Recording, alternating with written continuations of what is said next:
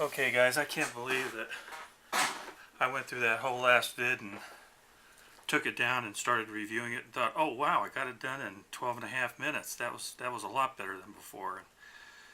And then come to find out that I ran out of room on the flip about halfway through. So sorry about that. And I can't believe I said 401k instead of 40k in the last video. Boy, that's an embarrassing senior moment.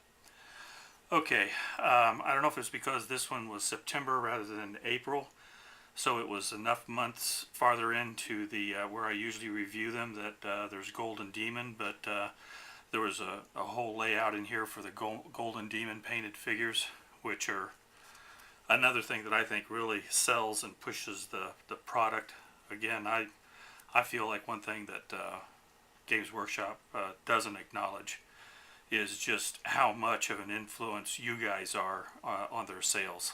I mean, people that do this exquisite painting and train and the battle reports and do the review of tactics.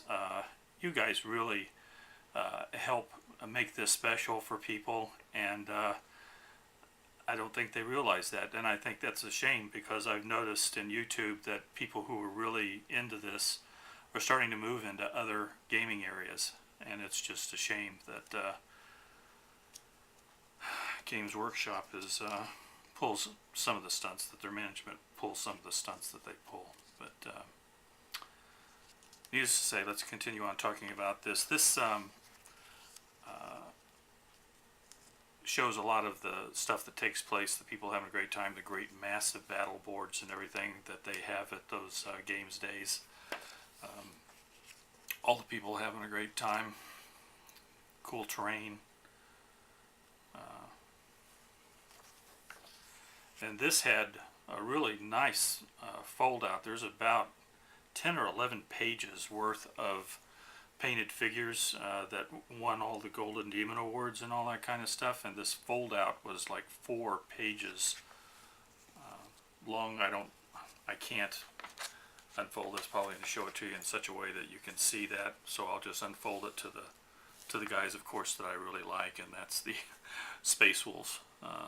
Some guy did these that fairly simplistic banner, but not bad. Got the wolf paw, and but well painted. This is the kind of the bluish gray. It's very seldom that I see a Space Wolf force that I don't think it's well painted or doesn't look nice. But and this was Best of Gorka Morka. A little bit later on here we'll talk about Gorka Morka, because it's an out-of-print game that was released and was being pushed in this magazine, but you can see it was a big part of Games Day as well. They included that as one of the categories, and it did have some nice vehicles in it and stuff. In fact, I pulled it off of the shelf about 7 or 8 months ago, because I was grousing about the cost of orc vehicles. The battle wagon I thought was so cool, but it was like, I don't know, 50-60 bucks, whatever it was.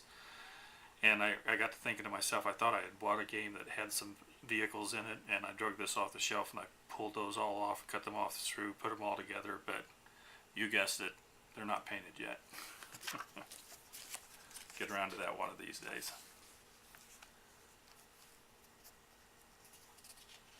I mean, really, the guys that come up with this stuff for their terrain and for their dioramas and stuff, it's just phenomenal. I just really have an appreciation for their artistic view and the sense of detail that they get into to present their models. You've got these what look like some type of clear chambers with liquid in it, some type of a zombie or character inside there, and the dioramas are just fabulous. And this artwork on these banners, this is just a series of what looks like tentacles coming out. The shading, the three-dimensional depth of it is just fabulous for such a small, tiny canvas.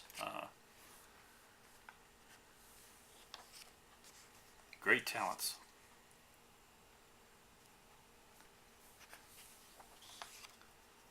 I am going to try and continue to move along here a little bit more, because, like I said, this stuff is the same now. Each issue is going to have whatever product they're pushing that month, plus a battle report, plus tell you about things coming up. Some work stoppages.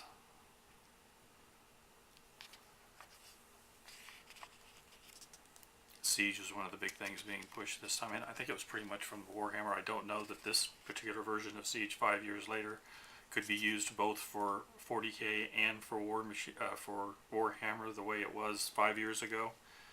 But they're doing their job here in the battle report, bringing the siege rules into it, getting the models all shown and displayed.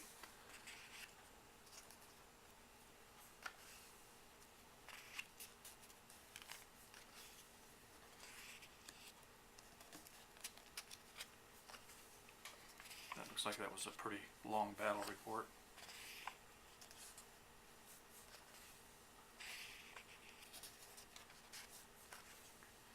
There's the full page spread, and now I don't remember what was on the last video and on this one. I think I complained on the last video about the absence of terrain in the new games that are coming out, but this is what I'm talking about. Even though it was cardstock and it was primarily two-dimensional but put together in a three-dimensional way, this was kind of cool. I mean, you had this little kind of orcified fortress and had this cool gateway, and this is the type of thing that would also inspire, I think, people to maybe do the foam walls and the carvings to come up with a door like that, to try some of expressing themselves artistically to create that kind of terrain. So I really think it had its place in the games, and I think it's a shame that it's been dropped out of all of the new games. But like I said, I understand the business decision there, that if you're going to be able to sell that as a separate item rather than including it in a one-cost game, then you want to provide opportunity to continue to sell product. But these are nice vehicles and some good looking characters too. The journal, I actually have some old journals. I think I've got like the second or third journal, so this is issue number 27, so my journals are quite older, but this orc goblin is done up in a pirate fashion. That's another button that people can push at me. In fact, I've been saying all the things that I haven't painted. One of the things that I have been working on, seems like for months, is a bunch of undead, ghostly, zombie pirate guys. I like pirates, and I've got a bunch of Reaper and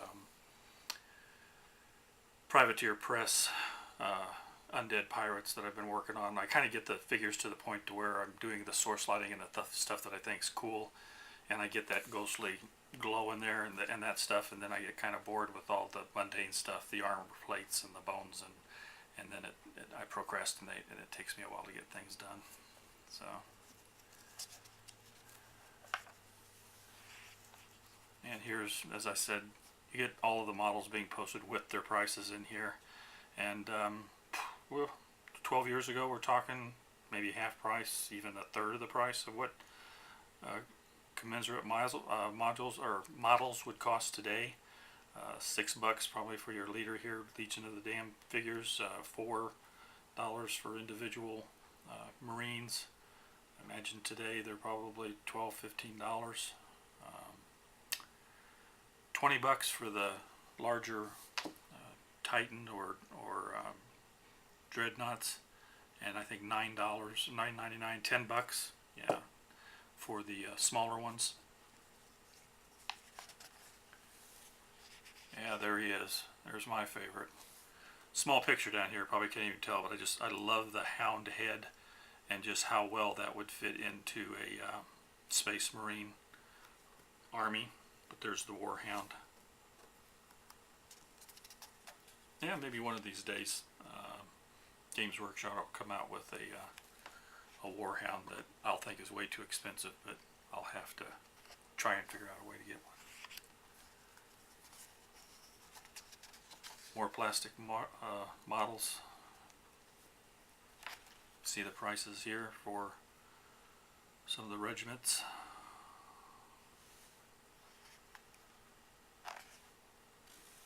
This was an expansion for the Gorka Morka game. Looks like you have some, again, still showing the cardboard terrain pieces there, some type of a tent, maybe nomad tent, maybe a crashed vehicle. I'm not sure, I never bought that one, so I don't know what the contents of that game really was. and then what we've come to expect and see on White Dwarf issues, that full-blown, well photographed picture at the back for some mass battle that's taking place with these great armies, and in this case the siege and the fortress. So that's the end of my comments on that one, guys. I do have the issue that falls in April, 5 years from now. It is issue number 279, and it's in April of 2003. So we'll jump forward 5 years, and I'll take a walk through that one with you and see if there's anything significant to point out, or insignificant, since I seem to be able to drone on for about 20 minutes on these issues. And I hope you heard something that was interesting, and maybe some of the guys that have been out of it for a while will see some old stuff and it'll spark some interest to get back into gaming. That would be cool. Have a great day. God bless. Talk to you guys later.